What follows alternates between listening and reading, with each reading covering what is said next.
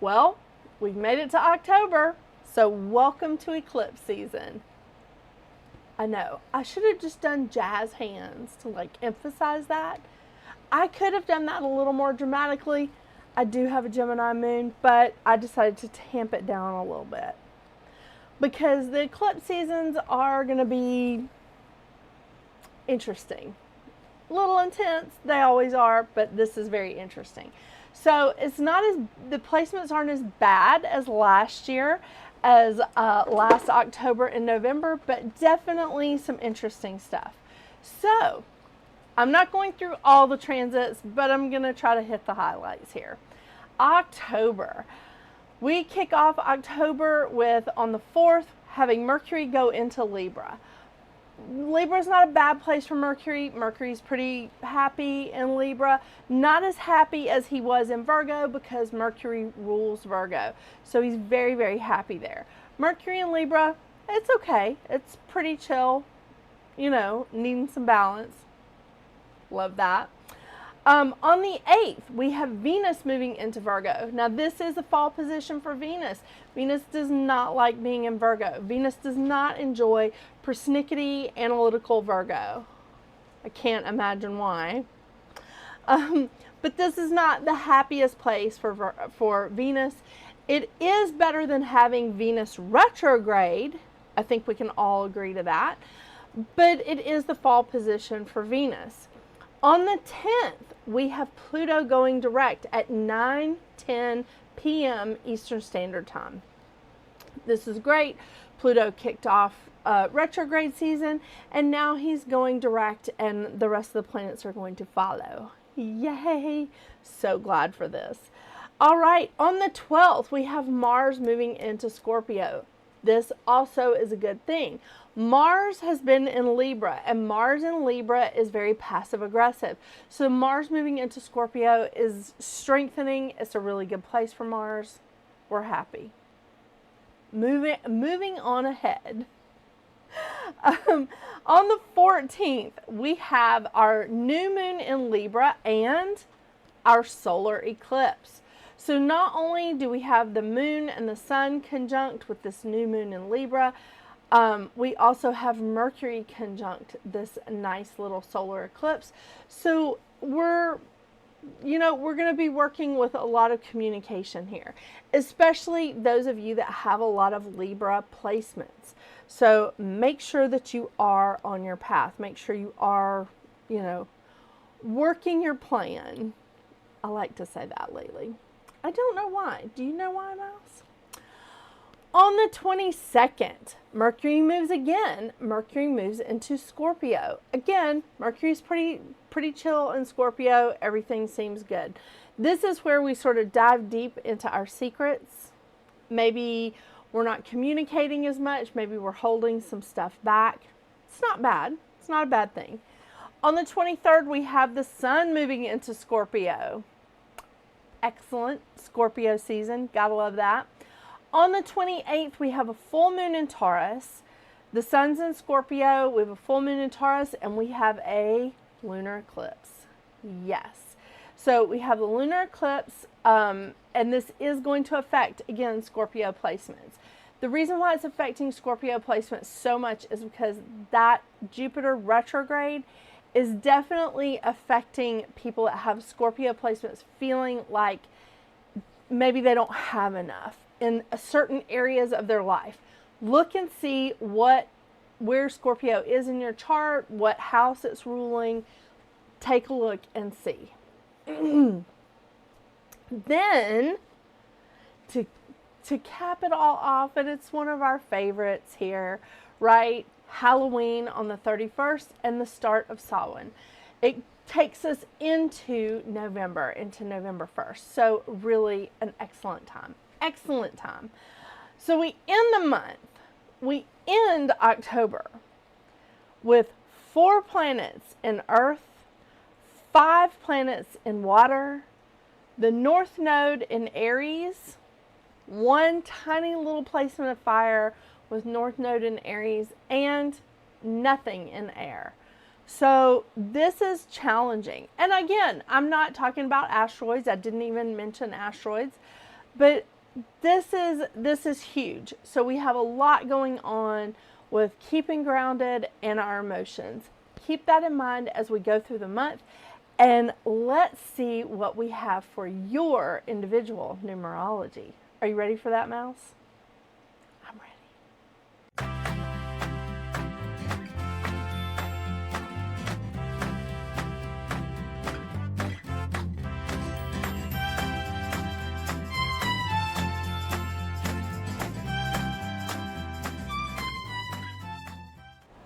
Life Path 3.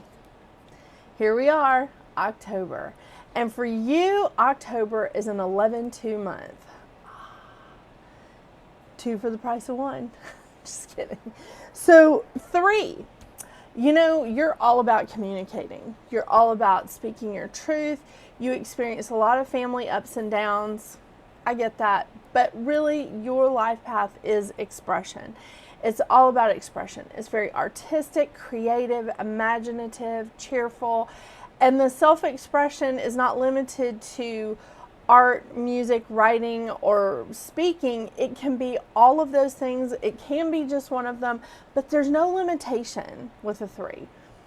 The lesson of the 3 is communicating emotions openly and letting go of judgments of the self and others. Because as you know, 3, when we judge ourselves very harshly, when we judge ourselves and our lives very harshly, it tends to overflow into other people, and we start judging them very harshly. That's challenging, isn't it? So with the 3, freedom of thoughts and speech should not cause injury to others. It does not give you permission to cause injury to others, especially for personal gain. Now, with the shadow effects of the 3 is obviously judging the self and others pretty harshly, unable to speak your truth, can be pessimistic, exaggerating, or a little gossipy. That's where the bad side of the communication comes in. However, in an 11-2 month, we really are focusing on Venus, because Venus is more than just love, more than just the planet of love. It is, but it rules Taurus and Libra. So it rules the material side with Taurus, and the connection, the relationship side in Libra. Venus is going to be in Virgo this month. A little challenging for our planet Venus. So this could be some time for you to sit back and apply these ups and downs that you're used to with your family into different relationships, different aspects. So with the 2 energy, we're looking at like relationships, balance, love, harmony, and diplomacy in relationships, like with family, romantic relationships, friendships, business relationships, all of those kind of things. Any kind of partnership or any kind of unity, like to each other, the community, family, work groups, coffee clutches, whatever it is that you've got here, 3. Work with cooperation and an open heart. That's going to be very, very important. This is a great time to make some soul connections, even with Venus in Virgo. Because really, the 3 is all about Mercury. So Mercury's moving around quite a bit in October, so you could keep an eye on that as well.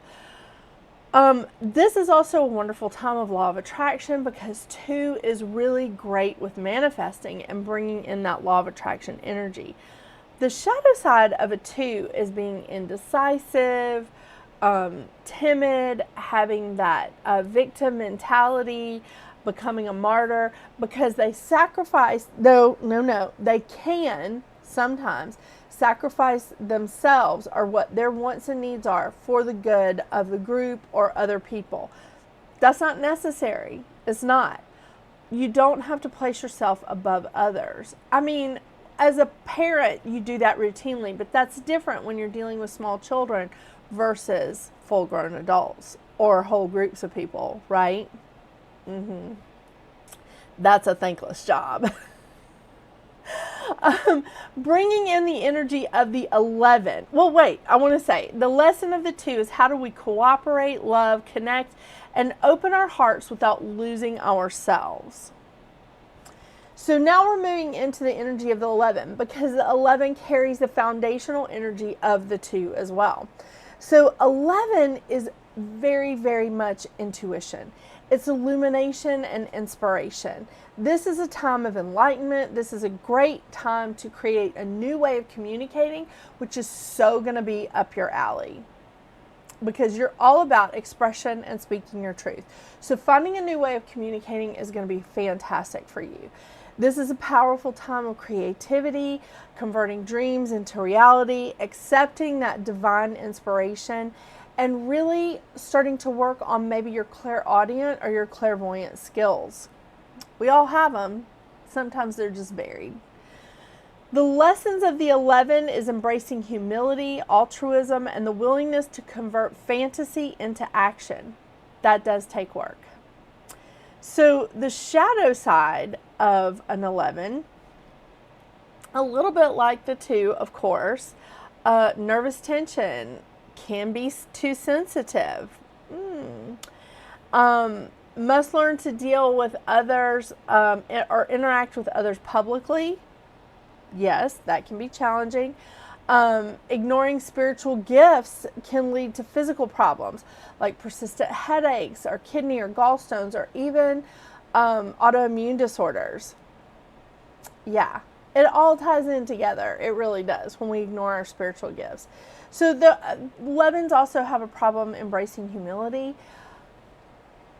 I don't think that that's a trouble thing for the 3. I don't know your astrological chart. I don't know your signs. So you judge for yourself on that. I think that this is very much going to be a dynamic month for you with this 11-2 energy. And I think it's a great time for you to really, really build and strengthen on some of these relationships as we move into the end of this year and the beginning of a whole new year in 2024, which is going to be fantastic with Pluto moving into Aquarius for the next 20 years. Yeah. All right. So let's see what the cards have to say for you today. I can't find the button to press. Mouse isn't even over here. He's right here. So he's not. Yeah. So I'm reading from the usual, the Goddess Guidance Oracle cards and the Healing Oracle Crystal Reading cards. I decided not to pull in a third deck this month because I felt like the eclipse energy was enough. Yeah, it's some intense eclipse energy. And it can bring about a lot of chaos. But let's see. Let's just see what happens. I'm not gonna put words on it yet. I'm gonna be positive and hopeful.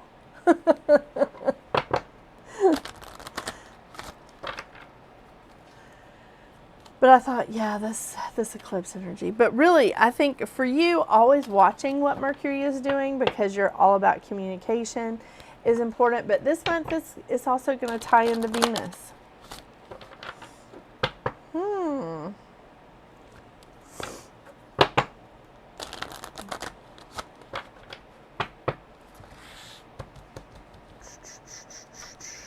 Ooh. Ostera. Fertility. How about that, 3? What a beautiful card.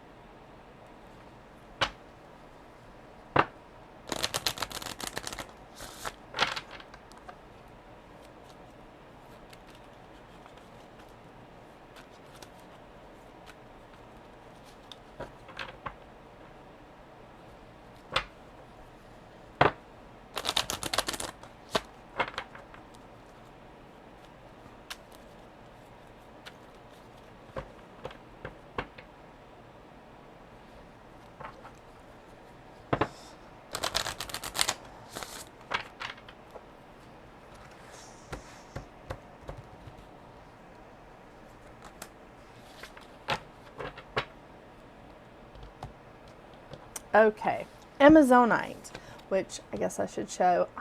Life purpose. Oh my gosh, this is so great. I love it, love it, love it. Okay, let's take a look at Ostera. I think I'm saying that right. Fertility. What a beautiful card. It is the perfect time for you to start new projects, access new ideas, and give birth to new conditions. Fertility. And there we go. Okay. Amazonite. So pretty. Amazonite invites us all to connect with this powerful crystal, offering the opportunity to discover your life's purpose. It is constantly encouraging you to follow your dreams and brings to the surface for healing any fear or doubts that may hold you back from truly stepping onto the path. This powerful medicine allows you to unlock the inner wisdom that is required to awaken your divine purpose here on earth.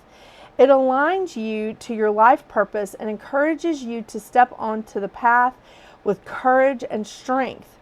It assists you in finding the divine truth in all things. It facilitates deep internal reflection and encourages you to come into alignment with your divine will, manifesting your heart's desires. This is so great because this is an 11-2 month for you, so you're going to feel a lot of inspiration. You're going to feel a lot of creativity. And again, you're a creative and imaginative number anyway, Life Path 3. So this is fantastic for you. I am excited. Yay! Thank you so much for joining me today. Thank you so much for making this channel what it is. And numerology is the show to watch on this channel, apparently. So thank you, thank you. Don't forget to check out my website at metaphysicalroundtable.com for the details on the specials and the celebration that I'm still running through the first week of October. I'm doing giveaways, so watch the instructions. Follow the instructions for the giveaways, and this is gonna be great. And of course the reading special. My gosh, but I love that this month for you is a month of fertility. It's a month of growth. It's a month of creative action, and I'm here for it. All right, Life Path 3. I hope you have a wonderful October, and until we see each other again, get out there and make your magic. Bye.